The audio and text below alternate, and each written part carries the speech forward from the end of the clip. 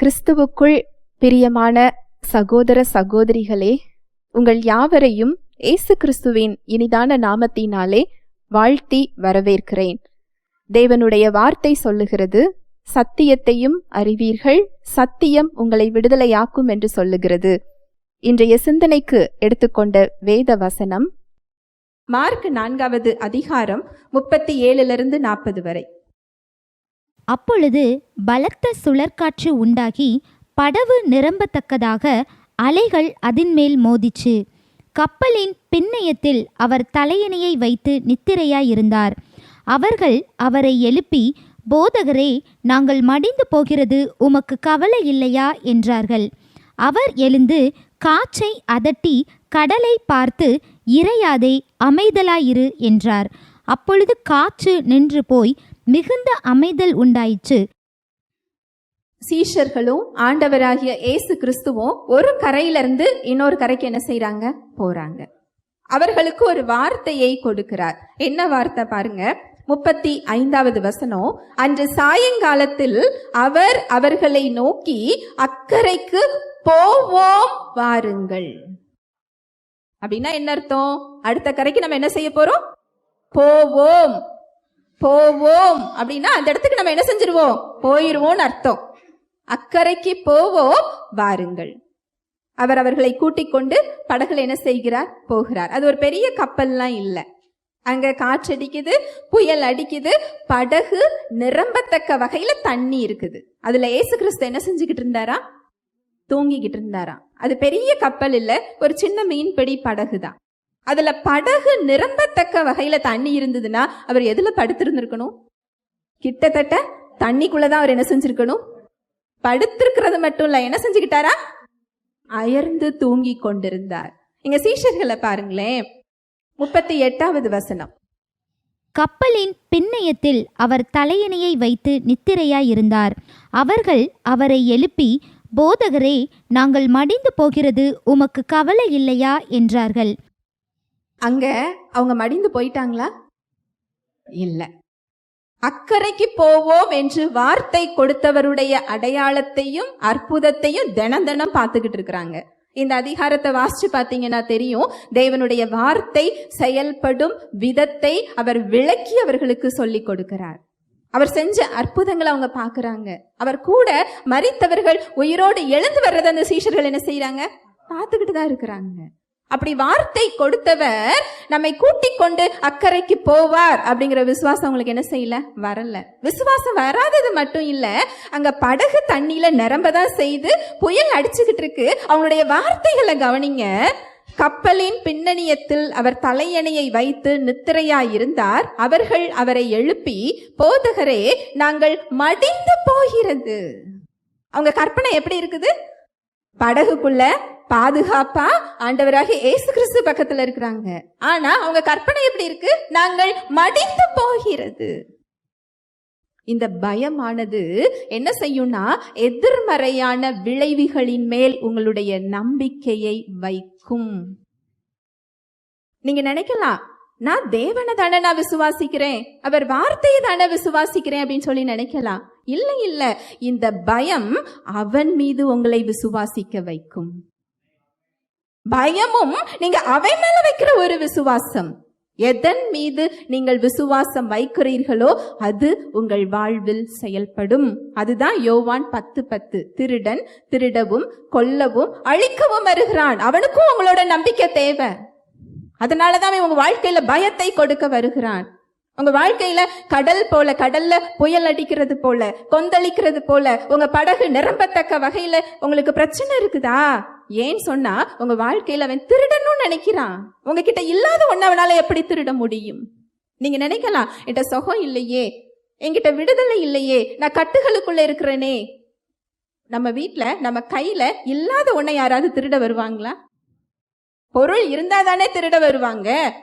அப்போ அந்த திருடன் ஏன் திருட வர்றான்? நம்மை காட்டிலும் நம்மிடத்தில் என்ன இருக்கிறதுங்கிறது அவனுக்கு தெரியும். நமக்கு தான் இன்னும் என்ன இருக்குதுன்னு என்ன செய்யல? தெரியல. நம்ம கையையும் சரீரத்தையும் வாழ்க்கையும் நம்ம என்ன செஞ்சுக்கிட்டு இருக்கிறோம்? பார்த்துக்கிட்டு இருக்கிறோம். ஆவியில் என்ன இருக்கிறது என்பது நமக்கு என்ன செய்யல? தெரியல. திருடனுக்கு தெரியுது சத்தியம், நமக்கு என்ன செய்யல, தெரியல. அந்த அறியாமைதான் திருடனை நம்ம வாழ்க்கைக்குள் நுழைய வழிவகுக்கிறது. நீங்க பயப்பட்டீங்கன்னு சொன்னா திருடன் மேல விசுவாசம் வைக்கிறீங்க. அந்த பயத்தின் மூலமா தான் உங்க வாழ்க்கையில அனுமதி அவன் என்ன செஞ்சுக்கிறான், பெற்றுக்கொள்ளுகிறான். இங்க பாருங்க, அடுத்த வசனம் வாசிக்கலாம். 39:40. அவர் எழுந்து காற்றை அதட்டி கடலை பார்த்து, இறையாதே, அமைதலாயிரு என்றார். அப்பொழுது காற்று நின்று போய் மிகுந்த அமைதல் உண்டாயிற்று. அவர் அவர்களை நோக்கி, ஏன் இப்படி பயப்பட்டீர்கள்? ஏன் உங்களுக்கு விசுவாசம் இல்லாமற் போயிற்று என்றார். புயல் அடிக்குது, காற்று அடிக்குது, படகு தண்ணியில நிரம்பி நிக்குது. அவர் என்ன கேட்கிறாரா?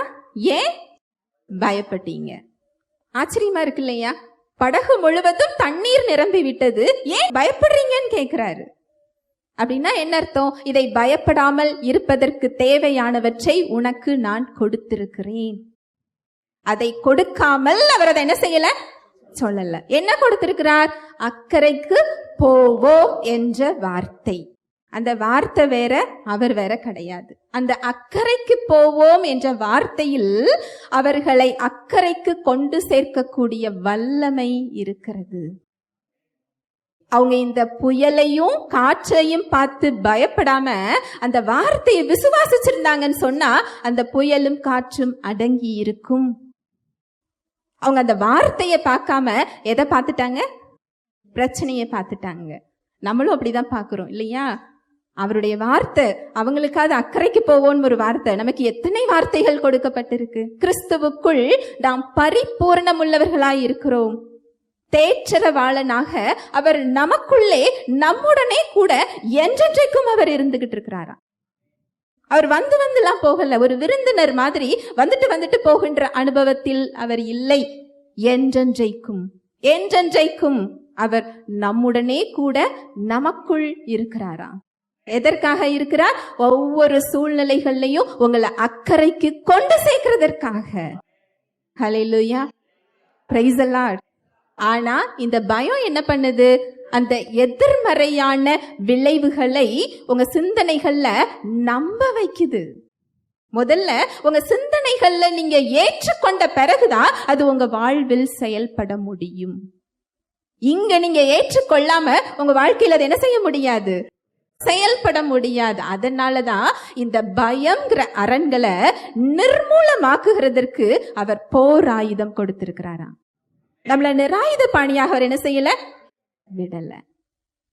நம்மளாம் சூழ்நிலைகள் மாறணும், சரீரம் மாறணும், என் பிள்ளை மாறணும், என் கணவர் மாறணும், என் மனைவி மாறணும்னு பார்த்துக்கிட்டு இருக்கிறோம். அவருக்கு யார் மாறணும்? நம்ம தான் மாறணும். நம்ம அரண்கள் நிர்மூலமாகணும். ஏன்னா விசுவாசம் எப்படி தேவனை நம் வாழ்வில் செயல்பட செய்யுமோ, பயம் தேவ வல்லமையை தடுத்து நிறுத்தக்கூடிய இடம். நீங்க பயத்துக்கு அனுமதி கொடுக்கும் போது தேவ வல்லமை என்ன செஞ்சிடும்? தடுக்கப்பட்டுரும். ஏன் சொன்னா அந்த பயத்தின் ஆவிக்கு அந்த இடத்தில் நீங்க அதிகாரத்தை கொடுக்கிறீங்க. தேவ வல்லமைய நீங்க தடுத்து நிறுத்துகிறதற்கு அங்க அனுமதி கொடுக்கிறீங்க. அதனாலதான் நீங்க சுவிசேஷங்கள்ல பாத்தீங்கன்னா எத்தனையோ அற்புதங்கள் ஆண்டவர் செய்வாரு. ஒவ்வொரு அற்புதத்திலையும் அவர் சொல்லுகின்ற வார்த்தை, நீ விசுவாசிக்கிறாயா, நீ பயப்படாதே. நீ விசுவாசிக்கிறாயா, நீ பயப்படாதே. இத ரெண்டும் தான் அவர் என்ன செய்வார்? சொல்லிக்கிட்டே இருப்பாரு. ஏன்னா விசுவாசிச்சாதான் அவர் என்ன செய்ய முடியும்? செயல்பட முடியும். நம்ம பயந்தோன்னு சொன்னா அவருடைய வல்லமை என்ன செஞ்சிடும்? தடைப்படும். எதில் தேவ வல்லமை தடுக்கப்படும்ங்கிறது சாத்தானுக்கு நல்லா தெரியும். அதனாலதான் அவன் அந்த அரண்களை இங்கு உருவாக்கி கொண்டிருக்கிறான். பொய்யான தகவல்கள் உங்க வாழ்க்கையில உங்க அனுமதி இல்லாமல் அவன் எந்த எதிர்மறையான விளைவுகளையும் தருவதற்கு அவனுக்கு அதிகாரம் கிடையாது. அவனுடைய எல்லா அதிகாரத்தையும் சிலுவையில் என்ன செஞ்சுக்கிட்டாரா? உரிந்து கொண்டார். இந்த அரண்களை நம்ம வல்லமையில என்ன செய்ய முடியாது, மேற்கொள்ள முடியாது. 2 பேர் சண்டை போடுறாங்க. ஒருத்தங்க கம்பு வச்சிருக்கிறாங்க, ஒருத்தங்க ஆயுதம் வச்சிருக்கிறாங்க. யாரு ஜெயிப்பா? அந்த மாதிரி இந்த பயம்ங்கிறது உணர்ச்சி கிடையாது, பயம்ங்கிறது இயல்பு கிடையாது. பயம் என்பது ஆவி. இந்த ஆவிய நம்ம மாம்சத்தோட எப்படி சண்டை போட முடியும்? நம்ம பலத்துல எப்படி நம்ம பயத்தை மேற்கொள்ள முடியும்? இந்த ஆவியை விரட்டுவதற்கு தேவ வல்லமை நிறைந்த ஆவியான வார்த்தைகள் தேவை. இந்த அரண்களை நிர்மூலமாக்குவதற்கு தேவ வல்லமை நிறைந்த வார்த்தைகள் நமக்கு கொடுக்கப்பட்டிருக்கிறது. ஹல்லேலூயா, பிரைஸ் தி லார்ட். பரிசுத்த ஆவியானவர் தாமே தேவ வார்த்தையோடு கூட உங்கள் யாவரோடும் இடைப்பட்டார் என்பதை விசுவாசிக்கிறேன். தேவ வார்த்தையில் சொல்லப்பட்ட சத்தியத்தின்படி சிந்திக்க, செயல்பட இன்று நாம் தீர்மானம் எடுப்போம். தேவனுடைய கிருபையும் சமாதானமும் உங்கள் அனைவரோடும் கூட என்றைக்கும் இருப்பதாக. ஆமேன்.